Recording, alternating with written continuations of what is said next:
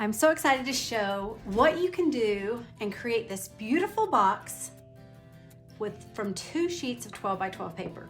So this is my Russian Magic paper collection that I used, and it only takes 2 sheets of 12 by 12 paper, and then I am also using a piece of the Teresa Collins ACETATE heavyweight paper. I love it so much. I just want to show you. So it's a top and a bottom, and I'm going to show you how to make this. It's super easy, and this is very heavy duty. So the paper is really what it's about. So you can see there's a top and a bottom, and you know what? Let's just fill this with some cookies, because here's the thing. These are some homemade cookies that I made with my grandson, and as soon as I'm done filming this, I'm going to go take this beautiful gift to my neighbors, because you know what? I want to share some cookies, and this is the perfect way to do it. So you can add your own cookies, you can add whatever you want to, and so it's like the perfect gift. You are never gonna probably want to buy another box again, because you can make your own and you can create it from your own stash. So let's get busy. Okay, the first thing you're gonna need is 2 sheets of heavyweight cardstock paper. I have double-sided paper. You just need 2 12 by 12 sheets. I am going to use this. I love this one. It's got the dots, double-sided. This is a 110-pound stock paper, so you really want to get a paper that is heavy duty, that is going to be able to give you a nice box that's not going to crumble. I'm just going to cut off the bottoms of strips from my papers. You don't need that. I always keep these because there's little sentiments on the bottom. You are here, but you want to make sure that you start with 2 sheets that are 12 by 12 paper. The third sheet that you are going to need is, you're going to want 1 sheet of a clear acetate, or whatever you want for your window. I have these clear acetate 12 by 12 papers.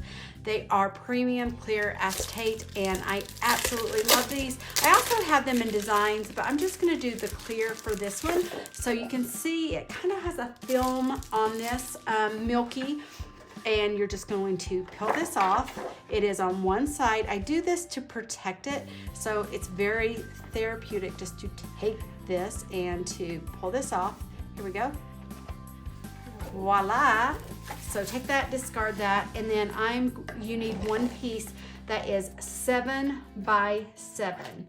I have sold these for many years on my website because it's the #1 thing that crafters seem to just want in my collection nonstop. So this is clear. So this is 7 inches by 7 inches, and I'm going to put that to the side here. Now I think that's really all the cutting that I'm gonna do with my trimmer. I'm gonna put my trimmer aside, and now you're going to need to bring your scoreboard, and I have my sheets of paper. I will say that the other thing you probably will want is an X-Acto knife and a pair of scissors. This is the Teresa Collins Fiskars one. It was a limited edition, and I really like this Martha Stewart cutting board, and I'm gonna show you that I'm not your traditional crafter in how I do some of my things. So what you're gonna do is you're going to take we're gonna create the bottom of our box, and we're simply gonna go around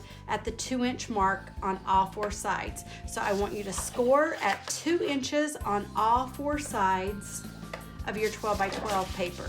It's very, very simple. So 2 inches, and I like to make sure I get a really good fold on those. And we're gonna do our bottom first. So this is our bottom of our box. I have scored this at 2 inches on all 4 sides. And then for me, I always say I like to go in, and one of the things, in order to get a really nice box, you want to make sure that you're folding it on the score and give it a really good crease. This is all the difference on making a really nice box that is going to last. I use this same method on everything, you guys. Like when I'm doing my gift giving, I make wedding boxes, I make birthday boxes. This would be a really cool box too. Maybe you're gonna surprise your kids and take them on a trip to Disneyland, or you could give them a box full of really fun stuff. And this is something you can do with anyone. Okay, so then you're gonna take your scissors, and I come in and I literally cut up into the 2-inch piece on each of the corners, just the one side, because this is gonna be your flap. So you're gonna go in, and I'm gonna rotate, and I'm going to cut that. Again, this is the bottom of the box, and I'm just going up to, on all 4 sides, I'm going up to the 2-inch mark. I'm folding it, and I'm gonna do that right here again. Now, I have to be completely honest with you. If you want this box to stay and to last, use a red line tape. If you put it together with double-sided tape, you could also do glue, but just make sure that your adhesive is going to last. So for me, I do 2 pieces on every corner. I fold it in, and then I've got a trick, you guys. In order to get a really nice finish on the side that is going to lift up, I go back in with my scissors, and I go ever so slightly, you guys. I mean, just very, very slightly. Can you see how I just cut off a little bit? Can you see how little that is?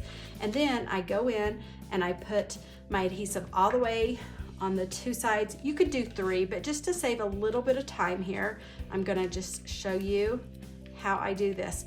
I find the number one thing that people ask me is, what if my paper is not double-sided? Well, that's okay. You could have a white inside, but I do find, look how good that looks, you guys. It looks so good, and this is so sturdy. Is the better of your paper quality, and who does not have a ton of 12 by 12 paper in your stash? The number one thing I hear all the time from people, again, I'm gonna trim this just a little. I hear people tell me, but Teresa, I hoard your paper and I don't wanna cut it. And I'm like, oh my gosh, I completely understand that. I do the same thing with all my favorite papers, but guess what? We can always buy more. Use your stash, use what you have. This is the perfect project. Say you have a wedding and you wanted to give everyone a box when they sit down, or you wanted to gift people. This is what it's about. You're planning an event, a party. You use your stash, use your papers. That is the one thing I'm really happy about, and I'm just, again, cutting off just a little bit. I like those edges to look like a professional box. I love doing this, and I will tell you, that is the number one thing that I would recommend is use what you have. The number one thing is use it. It's not magically going to, yes, you can buy more paper, and if it's your favorite paper collections, I get that. So I always say, if in doubt, buy just more of the ones that you just absolutely cannot live without, but use your stash, use your papers. And I lift this up, and when I do this, I'm trying to be very careful to align it all the way to the end. This one right here, I can see a little dot. I can see a dot a little bit here, and so I will cut that just a little bit because I just want to make sure it looks very even and does not go above. Okay, perfect. So now I've got the 3 sides. I'm gonna do the last side. Again, this is the bottom of my book. Now you could cut this off if you wanted to and make it smaller. It's really how you like to do your edges. And I just like to make it so that it looks like a store-bought box. Not that there's anything wrong with handmade, but why not make it, people go, where did you get that box? And I've even created some other fun boxes, you guys. I've even used, this is my Tropical Bliss. I made a tropical one because I was going to Hawaii with my sister and I surprised her and I gave her a box full of Hawaiian love. And I just think you can do any theme. So maybe you're having a luau party. You could use my Tropical Bliss line. You could really decorate your party with these boxes and people would be so impressed that you made them from 2 sheets of 12 by 12 paper. So, okay, so I've got my bottom here and you can see I've got my sides and my bottom. So let's work on the top. Now the top is, we're gonna kind of create the same thing. We're gonna take our trimmer, or I should say our scoreboard, and we're gonna go again around all 4 sides at 2 inches. And this is so fun to be able to do this. Now how I do the inside of my box is a little different. So I'm gonna kind of show you what I do. Okay, so now you're gonna go, okay, so this is the top. So we're repeating basically what we did to save a little bit of time. I'm just gonna do it with my hands. But again, this is where you wanna get a very, very good crease. You wanna like make that really nice. You're also going to cut, again, all 4 corners. So the same, basically you're gonna repeat what you did for the bottom, but we're just gonna take 2 extra steps on the top. Very simple here. So we got this. By the way, since this was double-sided, you could definitely have a different colored lid than on the thing. Now, this is if you did not want to have an opening at the top and you just wanted a box, you're done. You could finish this, put the top on, but if you're like me and you like to have an opening at the top of your box, I'm gonna show you how to do that. So the top of my box, I wanted to have a opening that is 6 by 6. Okay, so you're gonna go, okay. Now the reason why I'm doing 6 by 6 is I cut, this is my clear, it's probably hard to see. This is 7 by 7 that we already cut. This is my clear Teresa Collins acetate paper. So I have that. So I know I need a window that is 6 by 6. So what I'm gonna do here is, and this is what I do, and you know, you can completely do whatever you want to do, obviously, but this is a fun way to be able to make it a little bit easier. So I take my X-Acto knife, and maybe it's just because I'm a fast and I go, you know, so I'm gonna go in and I know that I need to go to my 3-inch and at my 9-inch marks, that makes 6 inches. So I know I'm going for a 6-inch piece. So 1, 2, 3, 4, 5, 6. Now you may want to just mark this off with your ruler and do that. That's completely fine. But for me, I just eyeball it, you guys. I know some of you are like, what? She's just gonna do that? And I'm like, yes. And so I go in on my 3-inch mark, and I actually, so I'm just showing you what I do. Now everybody can, you know, everybody has a different way to create, and that's completely okay. So what I do is I'm going to come in and I go on my 3-inch, where as if, you know what you could also do, let's just even do this first. It might make it a little bit easier. I'm gonna show you that I score it first. I'm gonna score it at the 3-inch mark from 3 to 9. And I'm gonna go around all the sides. I think it's gonna make it easier for you to see what I'm doing. So I'm at 3, and then I go to the 9. And again, this is just showing you my reality on how I craft. And I make it, you know, super simple for me. I feel like sometimes, you know, it's really up to you, like what is something that you know that's gonna, I like to, especially if you're making a lot of these, I like to go faster. And so I like to share these little tips with you. So I'm there at my 3, let's make sure I'm on my 3rd, and 3 to 9. So this window that I created here, and again, you can use your ruler, is 6 inches by 6 inches, 6 by 6. This is the Teresa Collins Bee Journal ruler. And so then this is where, now it's gonna make it a little bit easier for you to see what I do. Then I just go in and exactly where I scored, yep, this is what I do. I take my X-Acto knife and I just cut it right on my board. Now, this is me just showing you how Teresa really does it. And there's no right way or wrong way. If this is like, oh, I couldn't do that, that's just, you know, that's totally fine. But I'm just, you know, I do a lot of these, and it's easy for me to just take, oops, I just realized I didn't have that lined up. Okay, so and I'm gonna just take that, I'm lining this up, and I'm going around all 4 corners of my box. So here we go. And this is a little tip, is I also am not great with X-Acto knives, being that I've cut myself before. So for me, this makes it a little, I find that I'm not, I don't have to worry about cutting myself. So then you have this piece here that's 6 by 6. You can use this for your cards. You can use it for whatever you want to. Make sure you put the lid on your X-Acto knife. I've made that mistake too. So now we have this beautiful top box, and you're gonna go, okay, now the next step that I like to do is I take my 7 by 7 window and I apply it next to the inside of my box top. Now, you can use whatever tape that you want to use. You could use clear.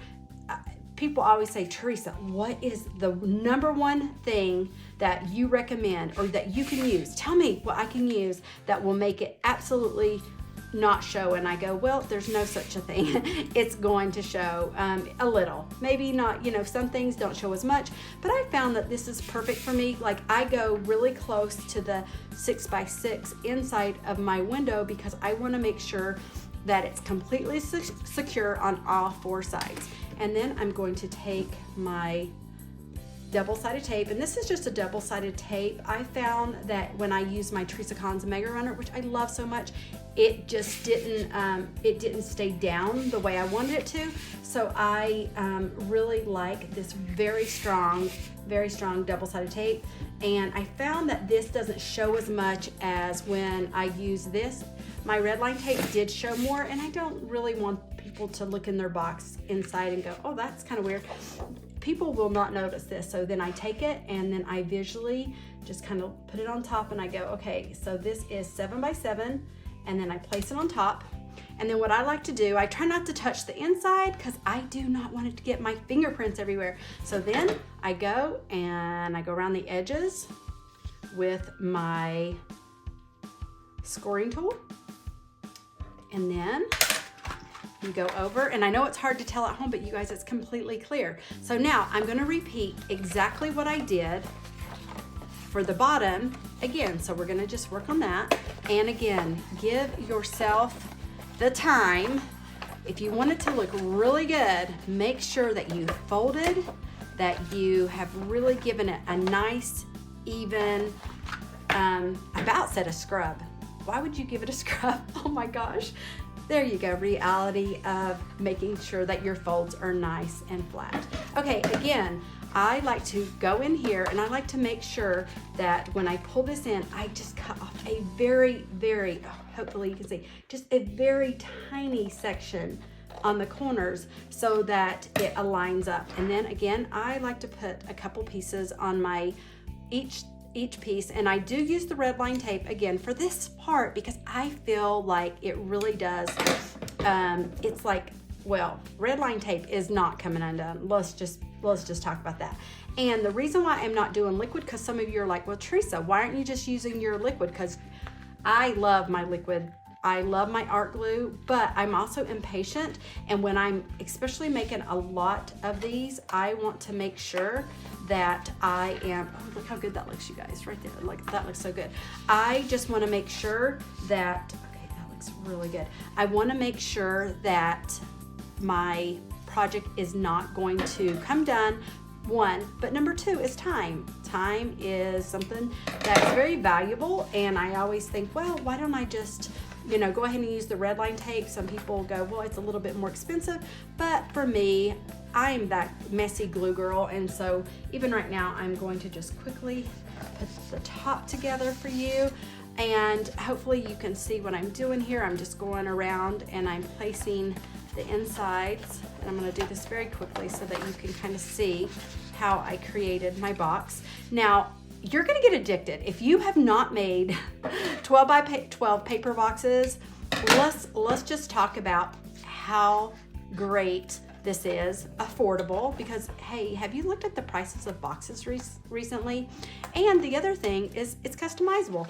Maybe you can't find the box that you want, or you may go, you know what, oh, it's so-and-so's birthday and I don't have a box.